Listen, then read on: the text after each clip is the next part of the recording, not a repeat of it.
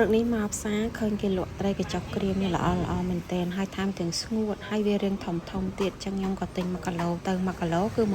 15000យើងទុកក្រាន់ស្ងោរឬក៏ទុកចំហុយអីគឺថាដឹងតែឆ្ងាញ់ហ្មង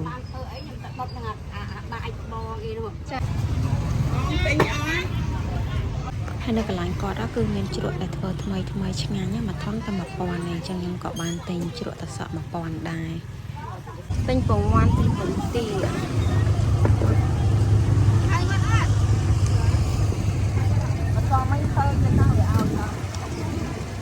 ពងទាយក5មកបងប្រៃពងទានៅ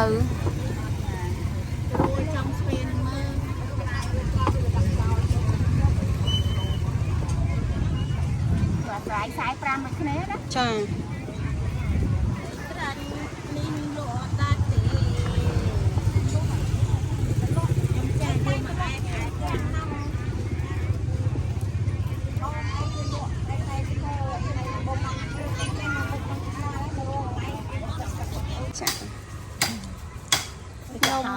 ឆ្ងាញ់នៅកន្លែងនេះវិញគឺគេធ្វើនំថ្មីក្តៅធ្វើខ្លួនឯងទាំងអស់តែម្ដងតែកាលនេះខ្ញុំមករៀងថ្ងៃពេកចឹងទៅក៏គេធ្វើហើយអស់ហើយឆ្អិននៅលើនឹងហើយនំមួយតែ500ប៉ុន្តែគឺថាមានរសជាតិឆ្ងាញ់ណាមកនំបារាំងហើយឡើងក៏នំឆ្ងាញ់ណានំនឹងអូនញ៉ាំទេកូនម៉ាក់ទិញមកកូនគេដុតក្តៅកូនឯងមកតំណងមែនទេនំកូនចូលចិត្តនំបារាំងហើយកូនហើយនំបារាំងនេះគឺមួយតែ500ទេចាល្អមែនទែនហើយគេដុតក្តៅហើយចំណែកមាននេះវិញគឺមានធម្មជាតិបេះពីភូមិមកផ្អែមឆ្ងាញ់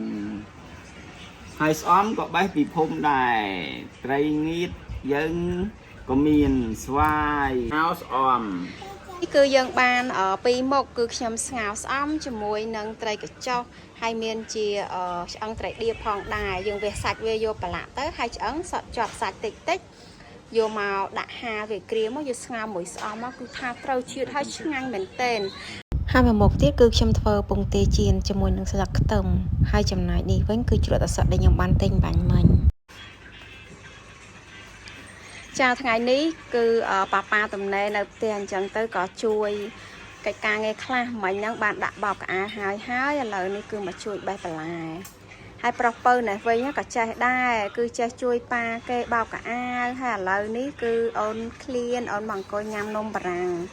អូនចេះចិត្តនំហ្នឹងអត់កូនយ៉ាឆ្ងាញ់ណាកូននំហ្នឹងញ៉ាំទៅមិនកូនចានំហ្នឹងញ៉ាំទៅសុខភាពល្អអូនឆ្លាតណាស់អូនញ៉ាំតែនំខ្មែរឆ្ងាញ់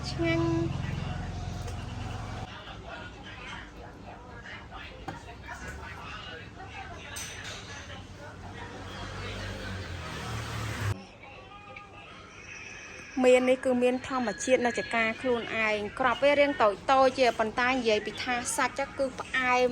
ហើយក្លិនវិញគឺក្អូបឆ្ងាញ់តែម្ដងអូនញ៉ាំមានឬញ៉ាំនំញ៉ាំមើលកូន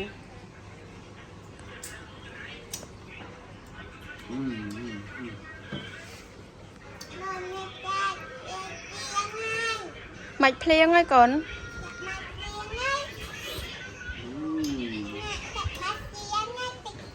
នេះគឺមេឃសតុំតាំងពីព្រឹកហើយមើលស្មានដែរម៉ោងទៅតែ9ដែរប៉ុន្តែមេឃឡើងខ្មៅរចង់ភ្លៀងទៀតហើយនេះចាស្អំគឺបានបេះរួចចាចំណែកត្រីវិញគឺខ្ញុំនឹងយកវាទៅកាត់ខ្មុងហើយនឹងកាត់ក្បាលចេញបន្តិចរួចចាំយើងយកវាទៅដាក់ត្រាំទឹក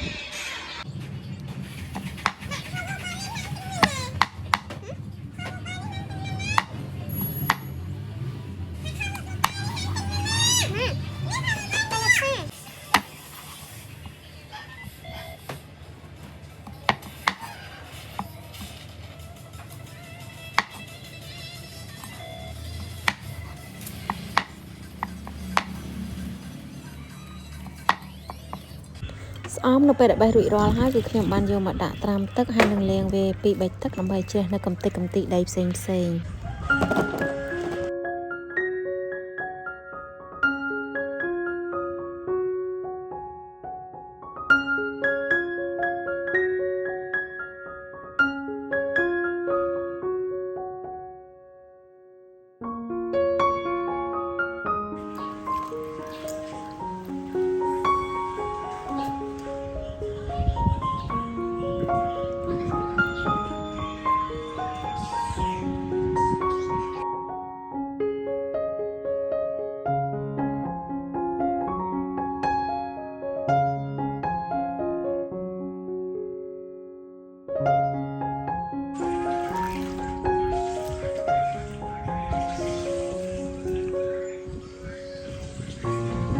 ត្រីកញ្ចុះក្រៀមនេះគឺវារាងប្រៃខ្លាំងអញ្ចឹងនៅពេលដែលយើងស្លគឺធ្វើដូចខ្ញុំចឹងមកយកវាមកដាក់ត្រាំទឹកឲ្យរាងយូររួចហើយលាងវាចោលពី3ទឹកទៀតដើម្បីឲ្យវាជ្រះនៅជាតិប្រៃនឹងបានខ្លះ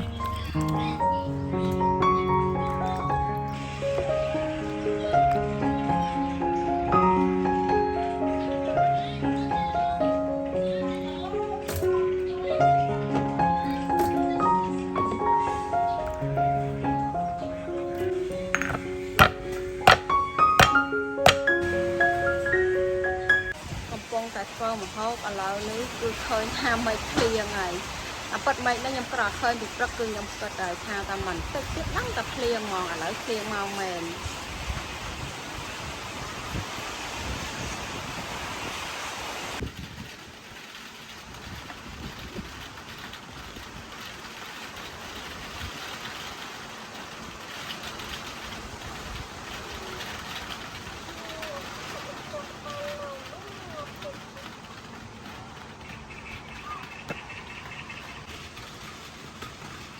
សំឡេងទឹកភ្លៀងចឹង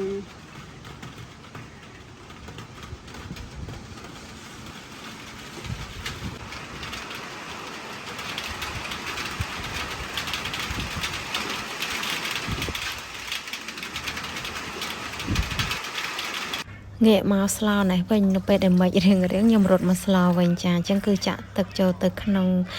ឆ្នាំងយើងហ្នឹងគឺចំនួន1ផ្តើរួចដាក់ខ្ទឹមសដែលយើងបានដំហើយហ្នឹងចូលទៅក្នុងឆ្នាំងហើយនឹងទុកវាបានរាងពុះពេលឃើញទឹកពុះល្អបែបហ្នឹងគឺចាក់ត្រីកញ្ចុះហើយនឹងឆ្អឹងត្រីរបស់យើងចូលមកដើម្បីដាក់រំងាស់វាឲ្យចេញជាតិគ្រឿងផ្សំផ្សេងៗយើងមិនចាំបាច់តន់ដាក់ទេដោយសារតែយើងចាំមើលនៅពេលដែលត្រីរបស់យើងវាបានចេញជាតិហ្នឹងតើវាមានកម្រិតជាតិប្រៃប៉ុណ្ណាសនុកយើងលៃគ្រឿងដាក់រំងាស់វាទុកចោលប្រហែលជា 5-6 នាទីសិនទៅ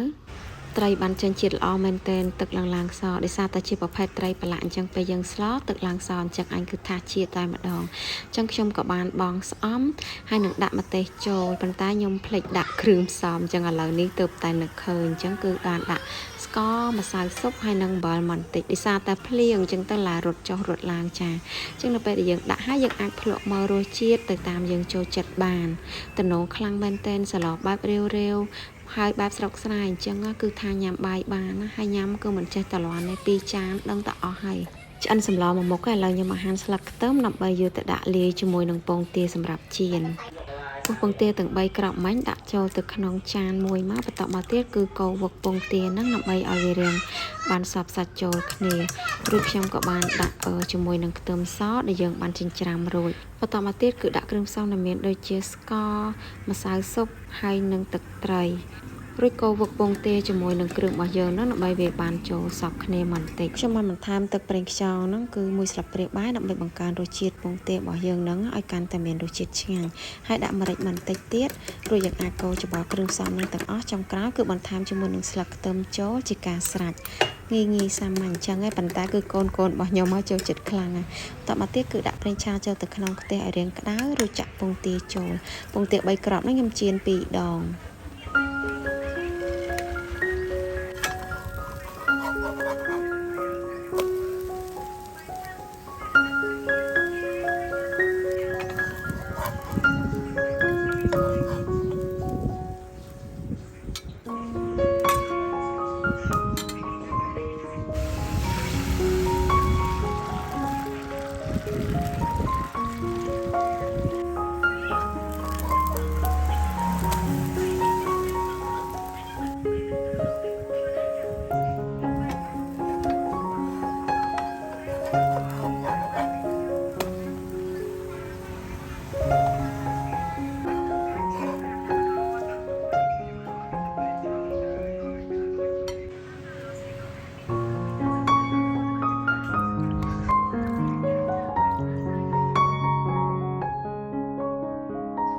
បាយឆ្អិនរួចរាល់ម្ហូបក៏បានឆ្អិនរួចរាល់ហើយតំណងមែនតើគឺស្ងោរស្អំ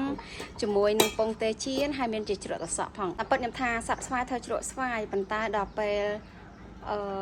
មើលទៅតំណងឆ្ងាញ់ហើយក៏អត់បានធ្វើហ្មងទៅបាទ